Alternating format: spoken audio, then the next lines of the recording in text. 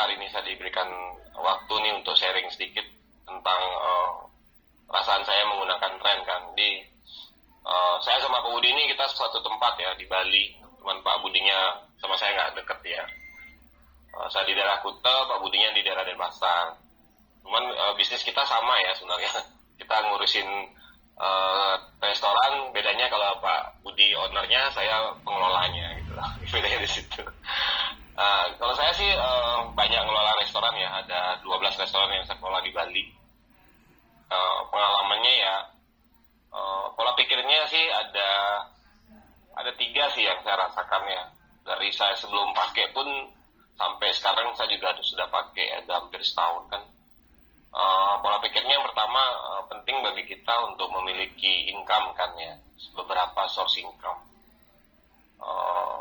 Kalau kita bicara hari ini masih aktif ya, saya berharap kita banyak punya income kan gitu, supaya income itu kita bisa gunakan untuk kebutuhan kita dan keluarga.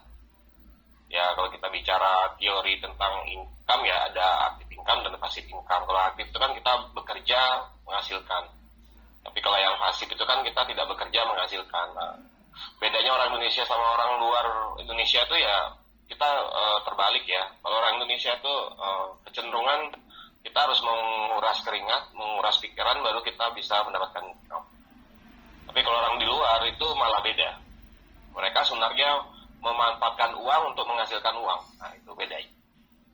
Jadi kita mungkin kalau karena budaya kita ya Indonesia itu harus memang bekerja keras, seperti itu kan intinya menyebabkan akhirnya pola pikir kita, pola hidup kita melakukan hal itu. Nah saya melihat tren ini sebuah solusi ya, karena saya pikir pertama dari Pak Budi cerita, internetnya menurut saya sangat stabil ya, karena di cover dengan 5 provider. Kalau kemarin saya menggunakan 2 provider ya di HP.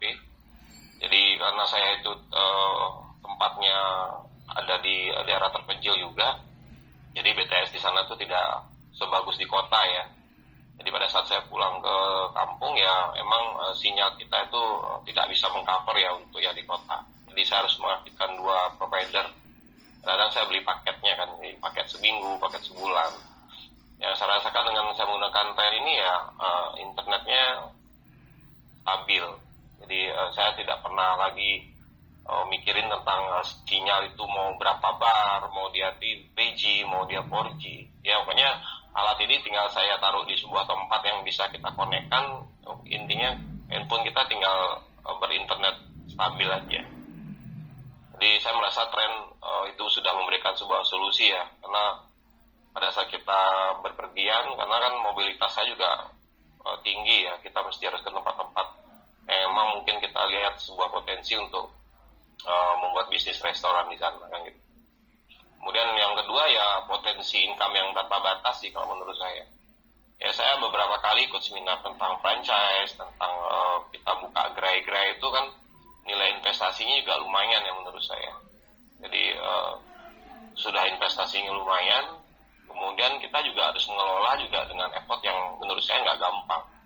Ya kalau mereka ceritakan semua dibilang autopilot ya, tapi kalau saya perhatikan dan saya rasakan pada saat saya melakoninya, ya tidak 100% autopilot.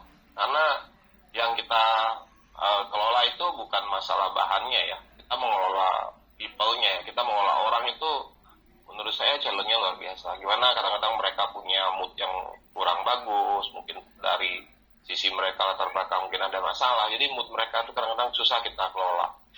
Tapi kalau kita bicara sistem kontrol kan gampang. Nah, jadi kalau tadi kan disampaikan dengan kita menginvestkan 10-14 juta, tidak perlu ngurusin pegawai, hanya tinggal memberikan sebuah solusi, saya pikir ini sebuah modal yang sangat terukur dan risiko yang jelas gitu loh.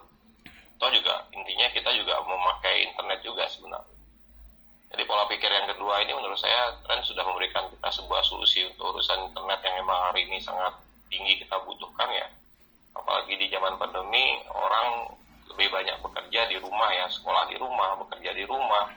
Kemudian akses infrastruktur sekarang sudah dipaksa emang semua harus menggunakan sistem internet ya, menggunakan smartphone. Kalau kita lihat dulu bank itu kita sering banget antre di teller-teller mereka. Hari ini ya semua bisa kita lakukan lewat handphone. Dan biaya ini juga sangat kecil ya.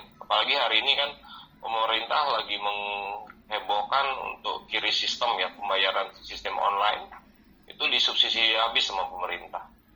Nah itu pola pikir yang kedua. Yang ketiga ya saya rasakan berada di dalam sebuah community yang luar biasa ya. Artinya kita sering kumpul, kita sering ngobrol. Nah menurut saya ini sebuah tempat yang positif buat kita ini bisa bersosialisasi sih menurut saya. Kita bisa sharing segala macam.